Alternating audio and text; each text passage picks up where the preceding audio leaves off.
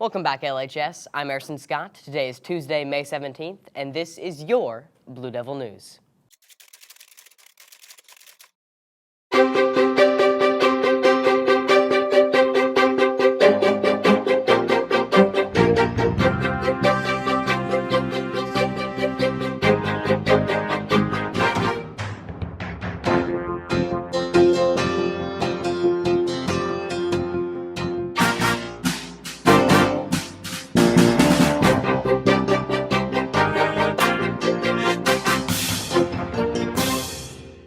If any upcoming seniors are interested in being in Blue Devil Bank next school year, please go pick up an application for Mrs. Davis at the bank during lunch.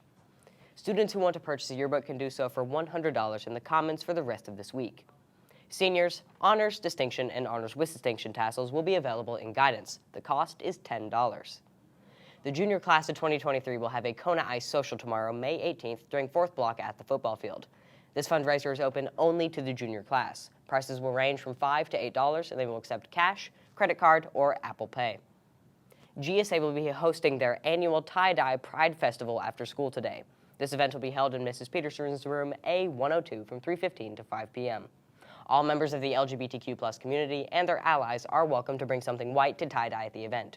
White shirts and tote bags will also be sold on sale for you to tie-dye. They'll be first come, first serve, and supplies are limited. We hope to see you there. We'll be right back after these segments. Yeah, I'll never know your name.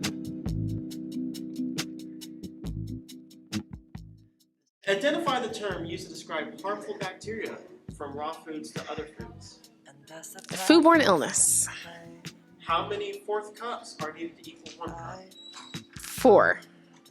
What gas is the sun mostly made up of? What gas is the sun mostly made up of? Let's go with carbon. A combination of cream and what? Chocolate? Which American president appears in the $1 bill? Oh, the $1 bill. Oh, George Washington. Identify the term used to describe harmful bacteria from raw foods to other foods. Foodborne illness. How many fourth cups are needed to equal 1 cup? 4. What gas is the sun mostly made up of? Hydrogen. A ganache is a combination of cream and what? Chocolate. Which American president appears on the $1 bill? Washington. Identify the term used to describe harmful bacteria from raw foods to other foods. Cross-contamination. How many fourth cups are needed to equal 1 cup? 4. What gas is the sun mostly made up of? Pass. A ganache is a combination of cream and what? Chocolate. Which American president appears in the $1 bill? $1? George Washington? No, that's $100. I'm going to say George Washington. What gas is the sun mostly made up of? I know this. Is it time?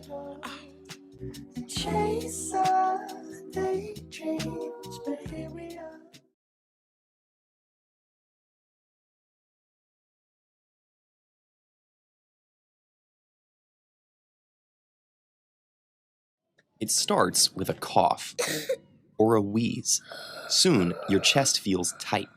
Your breathing speeds up and gets shallower, making you feel short of breath. These are common symptoms of an asthma attack. Around the world, more than 300 million people suffer from asthma, and around 250,000 people die from it each year. But why do people get asthma, and how can this disease be deadly?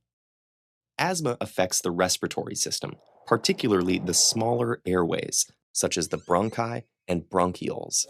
These airways have an inner lining called the mucosa that's surrounded by a layer of smooth muscle. In people with asthma, the airways are chronically inflamed, which can make them hyperresponsive to certain triggers.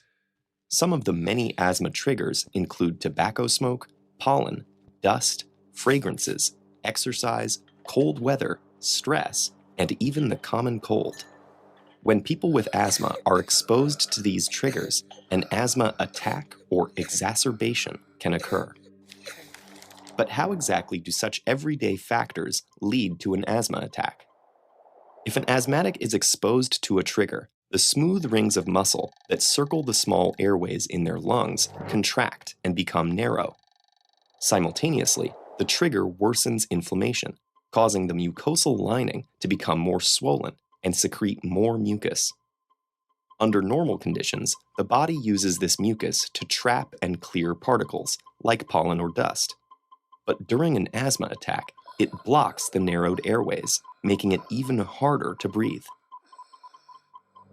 These effects lead to the symptoms of asthma. Smooth muscle constriction results in the feeling of chest tightness. Excess mucus and increased inflammation can cause coughing, and the wheezing noise? That happens because as the airways constrict, air whistles as it passes through the narrowed space. These symptoms may make a person feel like they're running out of air. Yet counterintuitively, during an asthma attack, the inflammation can make it harder to exhale than inhale.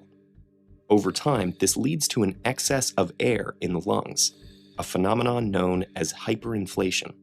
The trapping of air inside the lungs forces the body to work harder to move air in and out of them.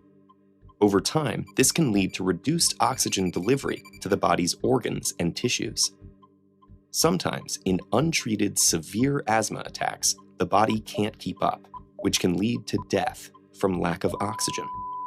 So how do we prevent these uncomfortable and potentially fatal attacks in people who have asthma? One way is to reduce the presence of triggers.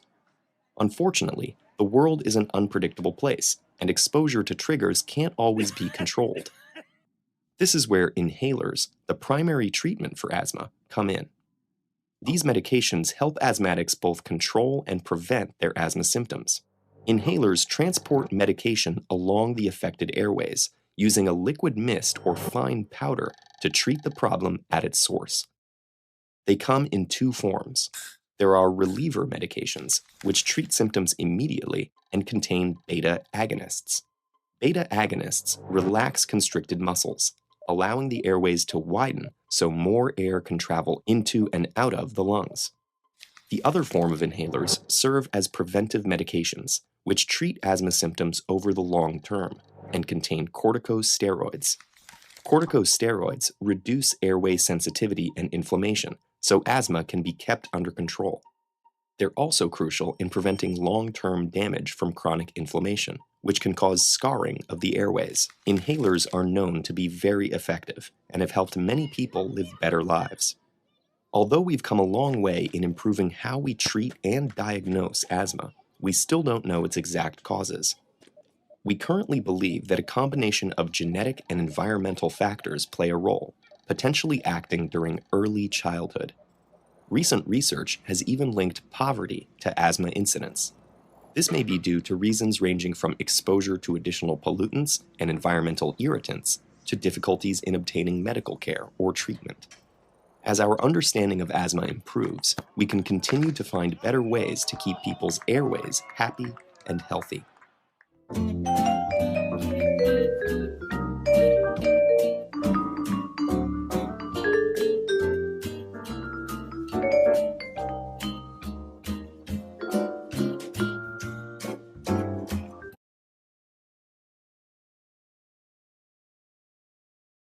Most of us, springtime means sunshine, green grass, and blooming flowers. But for some, it can also mean sneezing and watery eyes. We're talking about allergies, and almost anything can cause them. Grass, flowers, ragweed, peanuts, bee stings, penicillin, soy, latex, the list goes on and on. An estimated 40% of the world's population suffers from allergies, and that number is on the rise. But how can a peanut, so small and simple and delicious, be so deadly? And what even allergies anyway? How are they caused? Can they be prevented or even cured? Well, to understand allergies, we first need to talk about your immune system. Your immune system is meant to keep you healthy, but in people with allergies, they tend to overreact. And you can lay the blame on your lymphocytes, or white blood cells. Lymphocytes are like little hall monitors traveling around your body on the lookout for antigens, foreign invaders like parasites, bacteria, and viruses. When a lymphocyte detects an antigen, it begins producing large Y-shaped proteins called antibodies. Humans have almost 10 billion different kinds of antibodies, and each one binds binds to a specific antigen, neutralizing the threat. It's like having the keys to 10 billion different locks. But in an allergic person's immune system, the lymphocytes get confused. They treat allergens like they're antigens. Allergens themselves are really just a kind of enzyme called an antigenic protein. Scientists don't know what it is about the structure of these proteins that causes such alarm in some people's immune systems.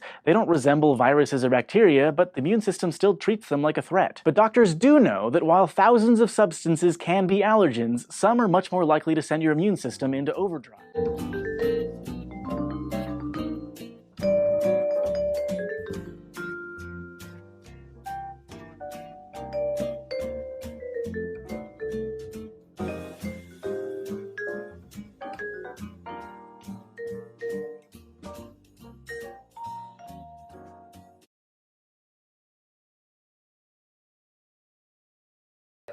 I'm Isabella Wilhite. And I'm Macey Baker. Today we have track results and a lot of tryout info.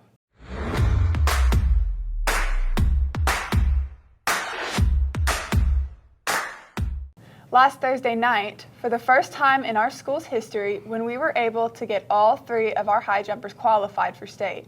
The maximum any school can have in any event is 3, so we swept 3 out of the 4 possible spots. So congratulations to Connor McDermott, Damian Walker, and Jared Hall. Dwayne Brown also qualified in the long and triple jump, which he won by jumping over 46 feet. Brandon Martin also qualified for the triple jump. Ella Pine came up just shy in a loaded pole vault field, but bested her own school record by clearing 9 foot 6 inches. I'm proud to share that our boys took care of business earlier this week. They were able to qualify in both of their sprint relays and also broke the school record in the 4x200 meter.